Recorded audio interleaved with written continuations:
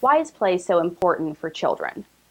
We can all understand the physical benefits of recess, letting kids get outside, develop those large motor skills, and just the benefits of movement. But what we often don't think about is really all those other benefits that are associated with play and recess, such as the cognitive benefits, the emotional benefits, and even the social benefits. Recess gives kids a moment to be creative and to be imaginative. And it's some of those skills that they just can't learn when they're sitting behind a desk.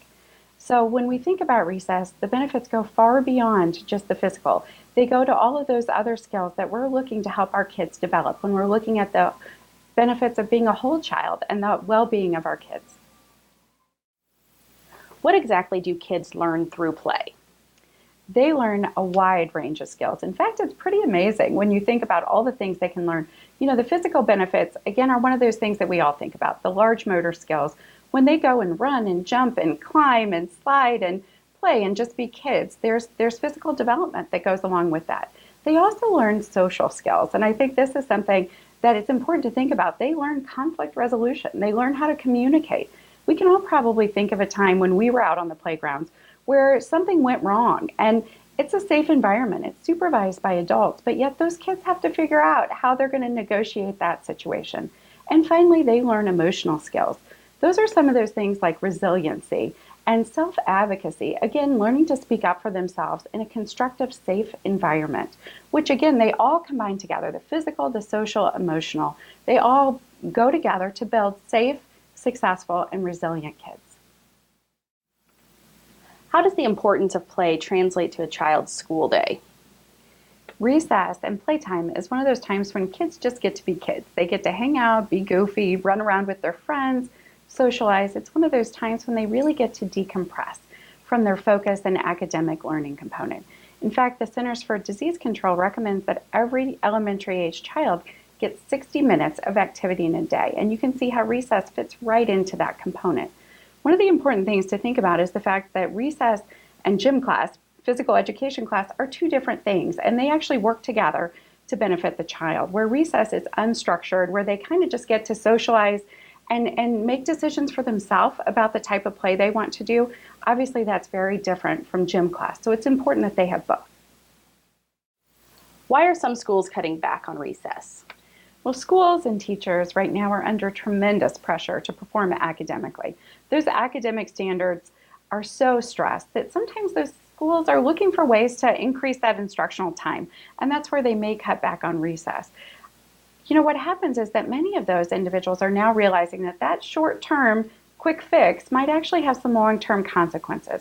We know that when kids go outside and play, whether it's inside, outside, when they get a little chance to decompress, there's research that says they actually focus better once they come back into the classroom. Their focus has increased, and they're actually better behaved students. So they're better able to learn and absorb the information that's coming at them. I think we can all relate to that, to the idea that there's a lot in our day, but sometimes you need that little break. And kids need that break too, to decompress, refocus, and be ready to learn. What happens when kids don't get recess or playtime? Well, children need that opportunity to vent those frustrations. They need opportunity to decompress. Recess is one of those times where they get to release some of that kinetic energy that's built up.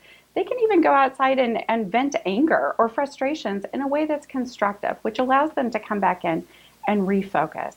There are some great programs throughout Indiana, such as Playworks, that works directly with schools to enhance this culture of play and the idea that students benefit from having that time to just be themselves and relax and get some of that energy out and develop all these other skills. So in reality, we know that recess is one of those things that enhances a student's performance, whether it be cognitive, emotional, socially. It's an all-around benefit to kids. How can we make sure kids are getting to play? Across the country, parents, community leaders, school boards, educators are starting to recognize this is an important topic. They're taking a variety of different actions, including in Rhode Island, they just recently passed legislation which requires that elementary students get 20 minutes of consecutive play a day.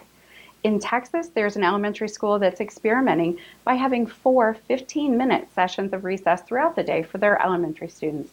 And in Florida, there's a group of parents that are calling themselves the Recess Moms that have created an advocacy group that are working directly with schools and school boards to protect recess and promote its benefits.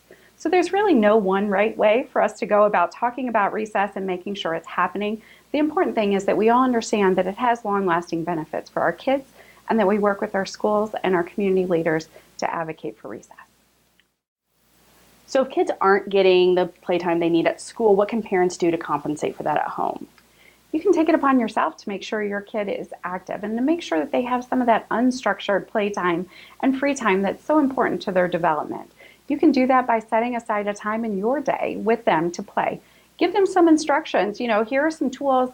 Build something, climb something, go and do something. Let them have some creativity. Let them have some decision-making capacity in that playtime, but make sure they're active. That's the most important thing for our kids, to make sure that they're moving, they're active, and they get a chance to just play and be kids.